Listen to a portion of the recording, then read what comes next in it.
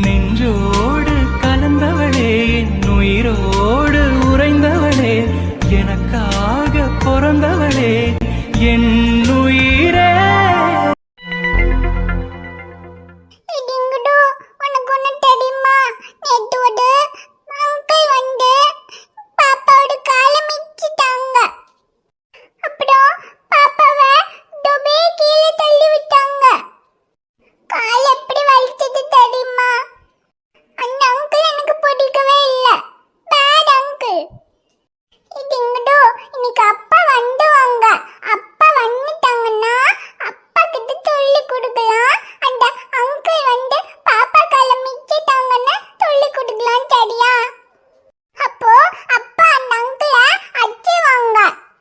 ரியா குட்டி,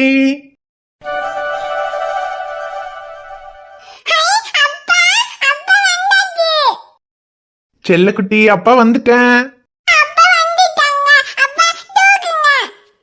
வாடா வாடா. அப்பாவோட பட்டு, என்னடா 2 நாள் அப்பா இல்லாம ரொம்ப அழுதியா?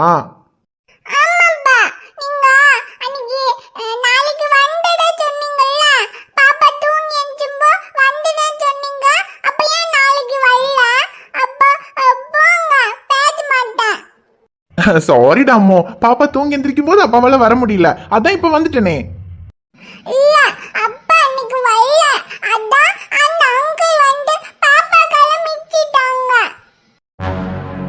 என்னது, அங்கிள் வந்து பாப்பா காலம் மிதிச்சிட்டாங்களா? எந்த அங்கிள்?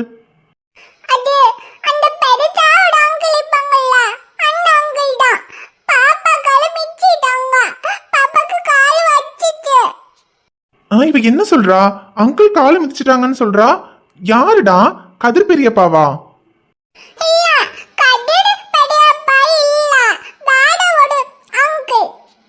வேற யாரு? அரவிந்தும் ஊர்ல இல்ல, வேற யாருடா?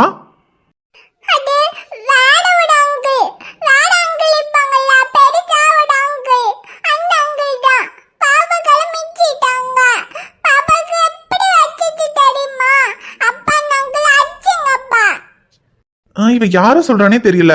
ஒருவேளை தீரன் கூட விளையாடும் போது அவன் எதுவும் காலம் மிதிச்சிட்டானா, அதுக்கு சொல்றாளா? சரி, எந்த அங்கிளா இருந்தாலும் சரி, பாப்பா காலம் மிதிச்சா அந்த அங்கிள் அப்பா அடிக்கிறேன், சரியா?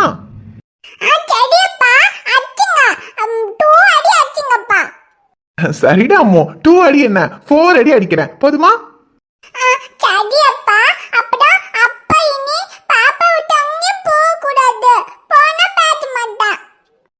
இல்லடா அம்மோ, இந்த ஒரு தடவை உங்களை விட்டுட்டு போனதுக்கே அப்பா ரொம்ப கஷ்டப்பட்டுட்டேன். இனி என்ன ஆனாலும் சரி, மழை வந்தாலும் சரி, புயலே அடிச்சாலும் சரி, அப்பா உன்னையும் அம்மாவையும் விட்டு எங்கேயும் போக மாட்டேன். எங்க போறதா இருந்தாலும் உங்களை கூட்டிகிட்டே தான் போவேன், சரியா?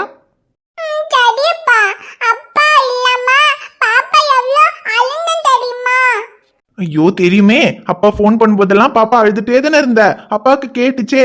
அதனாலதான் அப்பா வரும்போது பாப்பாக்கு என்னெல்லாம் வாங்கிட்டு வந்திருக்கேன் பாரு.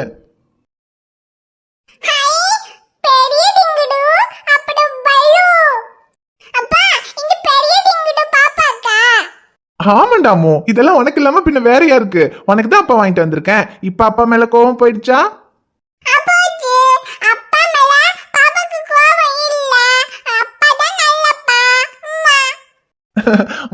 செல்லக்குட்டி, சரி இந்த பொம்மையெல்லாம் வச்சு விளையாடு. அம்மாவும் அம்மா எங்க?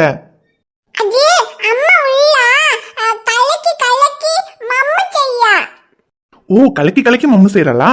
சரி, நீ இங்கே விளையாடிட்டு, அப்பா போய் ஒரு கலக்கு கலக்கிட்டு வரேன்.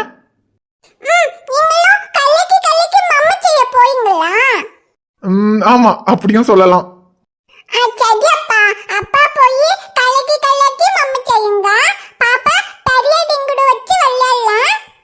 ஓகேடா அம்மோ, அப்பா அம்மாவை போய் பார்த்துட்டு வரேன், நீ இங்கே விளையாடு.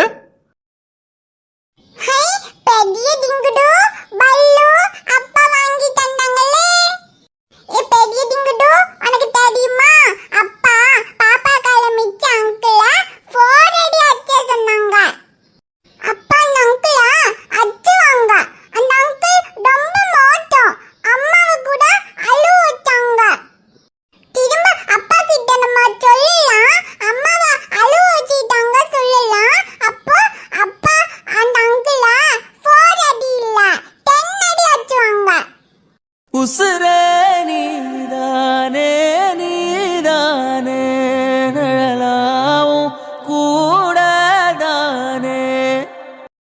ஹோய் ஷமீர் வந்துட்டீங்களா?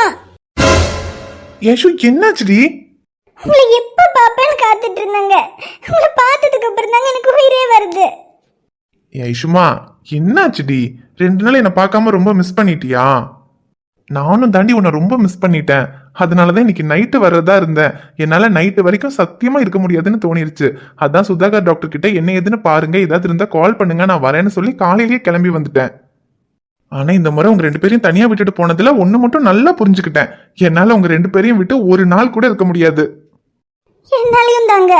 நீங்க இல்லைன்னா நான் இல்ல. நான் உயிரோட இருக்கிறதே உங்களுக்காக மட்டும்தாங்க. ஏ லூசா நீ என்ன பேசுற? அது ஒன்றும் இல்லைங்க. இந்த 2 நாள் நீங்க எல்லாமே எனக்கு ரொம்ப கஷ்டமா இருந்துச்சுங்க. என்னாலையும் தாண்டி உங்களை விட்டு இருக்க முடியல. இந்த ஒரு நாள் கூட நான் தான் அங்க இருந்தனே தவிர என் மனசு பூரா உங்க மேலதான் இருந்துச்சு. ஒவ்வொரு நிமிஷமும் நீங்க 2 பேரும் என்ன பண்ணிட்டு இருப்பீங்க? ரியா சாப்பிட்டு இருப்பாளா, தூங்குனாளா, இல்ல அப்பா வேணும்னு கேட்டு அழுதுட்டு இருப்பாளா, இல்ல நீ என்ன பண்ணுவ? நான் இல்லாம நீ ஒழுங்கா சாப்பிட்டு கூட மாட்ட. இதையெல்லாம் யோசிச்சு என்னால அங்க இருக்கவே முடியலடி. ஆபரேஷன் பண்ற நேரத்துல மட்டும் தாண்டி நான் உங்களை நினைக்கல. மத்த எல்லா நேரமும் உங்களை பத்தி மட்டுமே தாண்டி நான் யோசிச்சுட்டு இருந்தேன். சொல்ல போனா இந்த ஆபரேஷன் பண்ணதுக்கு அப்புறம் ஆபரேஷன் பண்ண டாக்டர் தான் இந்த பேஷண்ட்டை 24 hours அப்சர்வ் பண்ணணும். ஆனா என்னமோ தெரியல, இந்த ஒரு நாள் கூட என்னால அங்க இருக்க முடியல. மனசு ஏதோ உங்களை நினைச்சு ரொம்ப டிஸ்டர்பாவே இருந்துச்சு. அதனாலதான் பேஷண்ட்டை கூட வேற டாக்டர் கிட்ட பார்க்க சொல்லிட்டு நான் கிளம்பி வந்தேன். ஐஷு, நான் ஒரு நாள் உன் கூட இல்லாததுனால நீ என்ன மிஸ் பண்ணிருக்கேன்னு புரியுது. ஆனா நீ இந்த அளவுக்கு ஃபீல் பண்றேன்னா வேற பிரச்சனையெல்லாம் எதுவும் இல்லலடி? இருக்கு ஷமீர், பெரிய பிரச்சனை இருக்கு. ஆனா அது உங்ககிட்ட சொன்னா அது அதை விட பெரிய பிரச்சனையா மாறிடும். அதனாலதான் சொல்லாம இருக்கேன். சாரிடாமா, நான் உன்னை தனியா விட்டுட்டு போயிருக்க கூடாது. நீ இந்த அளவுக்கு ஃபீல் பண்ணுவேன்னு தெரிஞ்சிருந்தா மழையா இருந்தாலும் பரவாயில்லன்னு உங்களை கூடயே கூட்டிட்டு போயிருந்திருப்பேன். நாங்களும் உங்களோட வந்திருக்கணுங்க. வந்திருந்தா நேத்து அப்படியெல்லாம் நடந்திருக்காது. சரி போட்டு விடு. இதுக்கப்புறம் உன்னையும் ரியாவையும் தனியா விட்டுட்டு நான் எங்கேயும் போக மாட்டேன். எங்க போறதா இருந்தாலும் சரி உங்க 2 பேரையும் கூட்டிட்டு தான் போவேன். இதுக்கப்புறம் எங்களை விட்டு எங்கேயும் போயிடாதீங்க ஷமீர். அதான் இதுக்கப்புறம் உங்களை விட்டுட்டு எங்கேயும் போக மாட்டேன்னு சொல்லிட்டேன்ல. எங்கேயும் போவாதீங்க ஷமீர், என் பக்கத்திலேயே இருங்க. இப்ப நான் உன் பக்கத்துல தானே அம்மா இருக்கேன். ஃபீல் பண்ணாத. உனக்காகத்தானே நான் உயிர் வாழ்கிறேன். இன்னுயிர் நாடி நீதானடா. நீ இல்லை என்றால் நான் என்னாகுவேன். என் சுவாசம் நீதானடா. கேட்கின்ற இசையெல்லாம் நீதானடா. நான் பார்க்கின்ற திசையெல்லாம் நீதானடா. அட நான் பட்ட காயங்கள் அழிந்தாலுமே அட நான் கொண்ட காதல் அழியாதடா. இந்தாங்க புடிங்க உங்க பாஸ்போர்ட். இதுக்காக தானே இத்தனை நாளும் இங்க நல்லவன மாதிரி நடிச்சிட்டு இருந்தீங்க. இந்த பாஸ்போர்ட் கிடைச்சா எடுத்துட்டு துபாய்க்கு போகணும்னு தானே காத்திருந்தீங்க. இந்தாங்க உங்க பாஸ்போர்ட், எடுத்துட்டு முதல்ல துபாய்க்கு கிளம்பி போங்க. என்னடி என்னமோ இந்த பாஸ்போர்ட் அந்த கதிர்கிட்ட இருக்கு, அவன்கிட்ட இருந்து வாங்க முடியாதுன்னு சொல்லிட்டு இருந்த. இப்ப நீ எடுத்துட்டு வந்து கொடுக்குற. அப்ப இவ்வளவு நாள் இந்த பாஸ்போர்ட்டை கையில வச்சுட்டு தான் அந்த கதிர்கிட்ட இருக்குன்னு போய் சொல்லிட்டு இருந்தியா? ஆமா, போய் தான் சொன்னேன். உங்களை எப்படியாவது திருத்தி உங்க கூட நல்லபடியா வாழணுங்கிற ஆசையில தான் பாஸ்போர்ட் என்கிட்ட இருந்தும் இல்லைன்னு போய் சொன்னேன். ஆனால் அப்படி போய் சொன்னது எவ்வளவு பெரிய தப்புன்னு இப்பதான் புரிஞ்சுக்கிட்டேன். உனக்கு எவ்வளவு தைரியம் இருந்தா பாஸ்போர்ட்டை உன் கையில வச்சுக்கிட்டே எனக்கு கொடுக்காம எனக்கு இவ்வளவு நாள் ஏமாத்திட்டு இருந்திருப்ப. நான் ஏமாத்தினது உங்க கூட வாழணுங்கிறதுக்காக. ஆனா நீங்க இத்தனை நாளும் எங்க எல்லார்கிட்டயும் நல்லவ மாதிரி நடிச்சு எதுக்குங்க ஏமாத்திட்டு இருந்தீங்க? ஆமாண்டி, நடிச்சேன். நானும் இந்த பாஸ்போர்ட்டுக்காக தான் நல்லவ மாதிரி நடிச்சேன். அப்படியாவது அந்த பாஸ்போர்ட் என்கிட்ட கொடுத்தீங்கன்னா துபாய்க்கு கிளம்பி போயிடலாம்னு நினைச்சேன். அன்னைக்கு உங்க அப்பா வந்து நம்மள ஏத்துக்க முடியாதுன்னு சொல்லிட்டு போன அன்னைக்கே கதிர் மாமா இந்த பாஸ்போர்ட்டை என்கிட்ட கொடுத்துட்டாரு. நீங்க உங்க அப்பா வந்துட்டு போனதுக்கு அப்புறமும் உங்க அப்பா கூட போகாம ஏன் கூட இருக்கீங்க, அதனால நீங்க உண்மையாவே திருந்திட்டீங்க போலன்னு கதிர் மாமா நினைச்சாரு. அதனாலதான் இந்த பாஸ்போர்ட்டை என்கிட்ட கொடுத்து உங்க வாழ்க்கையில இதுக்கப்புறம் என்னன்னாலும் நீங்களே முடிவு பண்ணிக்கங்க, இதுக்கப்புறம் நான் தலையிட விரும்பல, நீங்க துபாய்க்கு போனாலும் சரி இங்க இருந்தாலும் சரி நீங்களே என்னன்னு பார்த்து முடிவு பண்ணுங்கன்னு இந்த பாஸ்போர்ட் அன்னைக்கே என்கிட்ட கொடுத்துட்டாரு. நானும் சரி நீங்க திருந்திட்டீங்க, இந்த பாஸ்போர்ட் உங்ககிட்ட கொடுத்துடலாம், நம்ம துபாய்க்கு கிளம்பி போலான்னு சொல்லலான்னு தான் நினைச்சேன். ஆனா உங்க அப்பா வந்துட்டு போனதுக்கு அப்புறம் நீங்க என்கிட்ட நடந்துக்கிற விதமே மாறி போச்சு. திரும்பவும் பழைய மாதிரி என்கிட்ட கோவப்பட ஆரம்பிச்சீங்க, என்ன வெறுக்க ஆரம்பிச்சீங்க. அப்பதான் எனக்கு பயம் வந்துச்சு. ஒருவேளை இந்த பாஸ்போர்ட் நான் உங்ககிட்ட கொடுத்தா நீங்க எங்க என்ன விட்டுட்டு போயிருவீங்களோன்னு பயந்து தான் இந்த பாஸ்போர்ட் என்கிட்ட இருக்கிற விஷயத்தையும் உங்ககிட்ட சொல்லாம மறைச்சேன். சரி, நீங்க இங்கேயே என் கூட இருந்தா நான் உங்க மேல வச்சிருக்கிற பாசத்தை எப்படியாவது உங்களுக்கு புரிய வச்சிருவேன். நீங்களும் திரும்பி என் கூட சந்தோஷமா வாழ்வீங்கன்னு நினைச்சேன். நீங்க கதிர் மாமாவையும் அந்த டாக்டர் சரியும் கோவப்பட்டு பேசினப்ப கூட சரி ஏதோ அவங்க மேல இருக்கிற கோவத்துல தான் பேசுறீங்கன்னு நினைச்சேன். ஆனா ஐஷு கிட்ட தப்பா நடந்துக்கிற அளவுக்கு நீங்க கேவலமா போவீங்கன்னு சத்தியமா நான் நினைக்கல. கட்டின பொண்டாட்டி இருக்கும்போது வேற ஒரு பொண்ணு கிட்ட போற அளவுக்கு கேவலமான வராங்க நீங்க.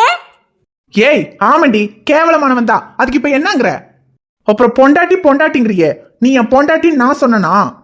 என்ன, நான் உன் மேல ஆசைப்பட்டு நானாவா உன்னை கல்யாணம் பண்ணிக்கிட்டேன்? கட்டாயப்படுத்தி தானடி தாலி கட்ட வச்சீங்க, அப்புறம் என்னடி பொண்டாட்டி? எங்க கட்டாயப்படுத்தி தாலி கட்ட வச்சாலும் நீங்க என்ன காதலிச்சீங்க, என் கூட பழகுனீங்க, அது எல்லாமே உண்மைதானே? ஏய், பழகுனேன்னு சொல்லு, காதலிச்சேன்னு சொல்லாத.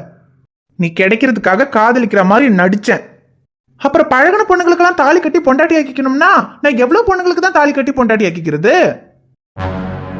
இங்க பாரு, உன்னை கல்யாணம் பண்ணிக்கணுங்கிற எண்ணத்துல எல்லாம் உன் கூட பழகல. நான் பழகுன 100 பேத்துல நீ ஒருத்தி, அவ்வளவுதான். அன்னைக்கு உன் கழுத்துல தாலி கட்டினது கூட வேற வழி இல்லாம தான் கட்டினேன். எப்படா அதுல இருந்து எஸ்கேப் ஆகி போறதுன்னு தான் இத்தனை நாளும் காத்துக்கிட்டு இருந்தேன்.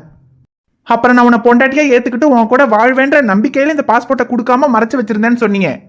இப்பன்னு இல்ல, இந்த பாஸ்போர்ட்டை கடைசி வரைக்கும் நீ எனக்கு கொடுக்காம வச்சிருந்தாலும் உன்னை என் பொண்டாட்டியா இந்த ஜென்மத்துல நான் ஏத்துக்கிட்டு இருந்திருக்கவே மாட்டேன். சரிங்க, நீங்க என்ன பொண்டாட்டியா ஏத்துக்கலனா கூட பரவாயில்ல.